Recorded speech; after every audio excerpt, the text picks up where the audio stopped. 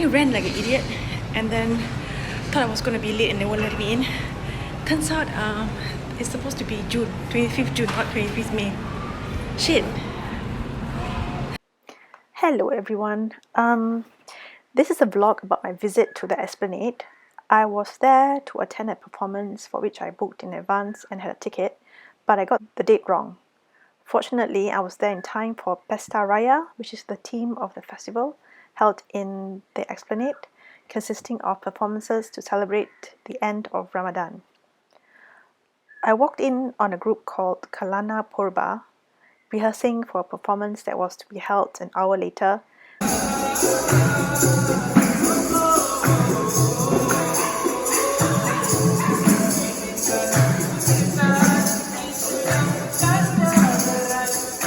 They're like the archetypal traditional Malay musical group, working in and with traditional Malay wear and instruments.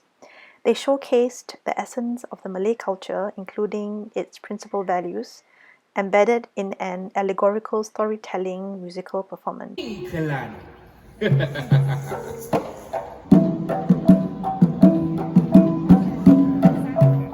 It was a happy day indeed, an especially significant one for Lan.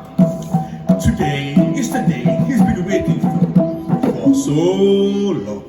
Anything I want? In this particular one, they brought the importance of striving for dreams, which is broken down into four parts: doa or prayer, usaha or strive, ikhlas, which means sincerity, and tawakal or trusting in God's plan. So it doesn't matter whether you are religious or not. I think these pointers are helpful to everyone with dreams. The prayer bit is akin to forming intention, being resolute in bringing about a result, and of course knowing exactly what you want. Usaha or striving would include planning and execution. Ikhlas or sincerity would require a kind of dedication, including remaining steadfast in the face of problems and obstacles. And the last bit, trusting in God's plan, to me is really like a kind of surrender as a sequence of events unfold. That is, we often forget about this bit. I thought I would like to highlight this because, well, this is my video and I can say whatever I want. The fact is, as humans, there are only so much that we can control. At best, we can plan for contingency, make preparations, and do what's necessary to set things in motion.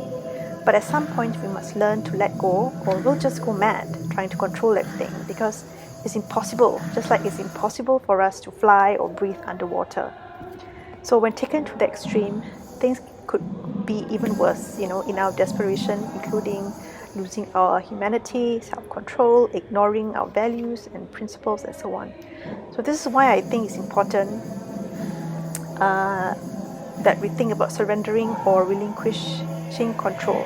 I'm not saying that we must all give up after some time has passed, but it's about achieving a balance like all things in life, at some point which time and experience will hopefully teach us to recognize. We must move on and know that even if we don't succeed, we must trust that there has been a learning value within the process and the development of skill and experience that will never be lost and may even prove useful or necessary in our next more important task.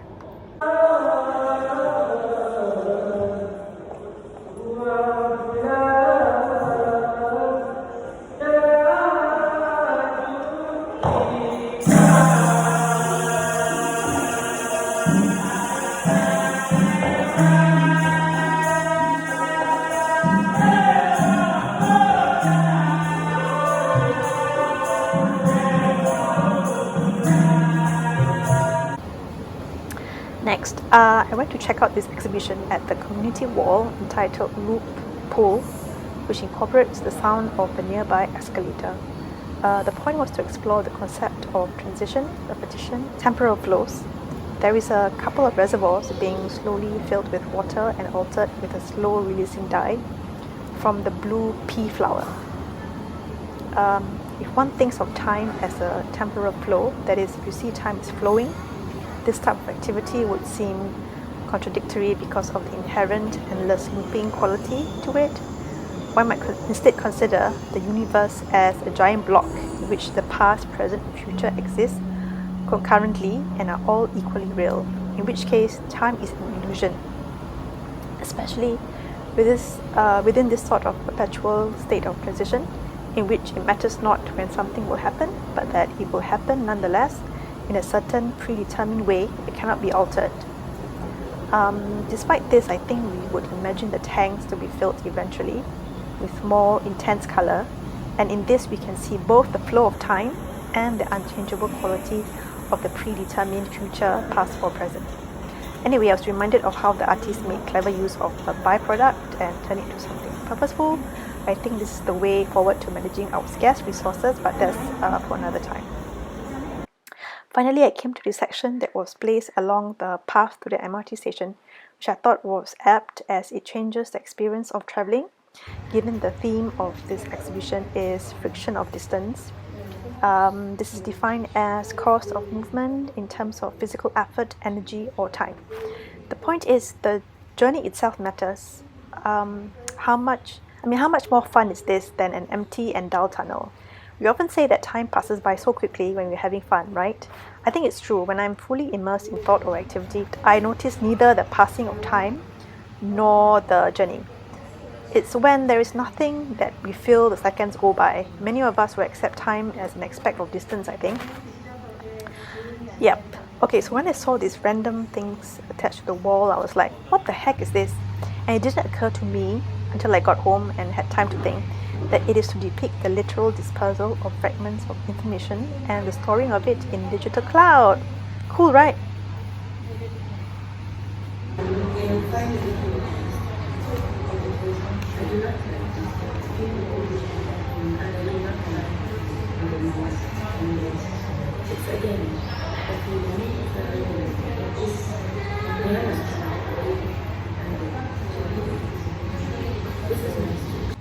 Okay, so this exhibition looks at relationships and collaborations as well as physical coexistence, technology, perception of space, the divide between private and public spaces, and so on. We've all seen that so much have evolved the pandemic in ways that alter the state of time and space. Conception of distance, and within it, social and commercial relationship, especially with the use of technology. In this case, used to forge connections, build relationships, overcoming both physical and political barriers. By political barriers, I mean the ease of actual travel, because not all types of travelers are viewed as equal. So in this regard, there is an equalization of our various positions as would-be travelers. In this work, we see the creators and the surroundings in various states of openness and disguise, revealing certain aspects such as their memorable or unique experiences through anecdotes, their views on how much to share, such as personal joys or sorrow, what it means to provide valuable insight, highlighting differences in living in specific parts of the world, particularly the political climate, culture, the living practices. For example, the existence of snipers, being concerned about the certain superstitions such as the evil eye, discussing wildlife and so on. There were also topics that at face value connects rather than differentiate the actors, such as the use of art as a tool to deliver a message or as a form of protest, the existence of apathy from certain affluent groups of people in time of crisis, taking a stance against injustice, and so on. So we see from the work that certain parts, such as outside the windows or their faces, are concealed, which gives a semblance of control over what sort of information is to be transmitted. So it's the same as when information is being dispersed via technology anyway. Other than that, the experience of interaction is largely the same via camera or in person, to the extent that the receiver, and also us, the audience, interprets them using our understanding and experience of the space, no matter how they are derived. So in conclusion, technology modifies interaction, including how we experience and react to space.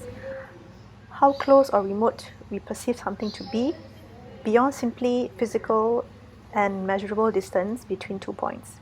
There is within the concept of distance sociological and cultural elements which are dynamic and transforms with the spread of culture, ideas, shared experiences, and so on. Constraints and easing of movement affects human activity with obvious effects on economic activity and relationships, making space appear smaller or larger. So COVID like any other modern phenomenon, has at least two effects. It has made physical travel almost impossible, forcing interactions online to do away with the need for physical travel, and this recourse to technology has the effect of hastening the consequence of globalization and the internet, making distance hardly a factor anymore. Yeah, so that's it for today. The end. Thank you for watching. I love you all a lot. Yay! I'm back at the foyer just now.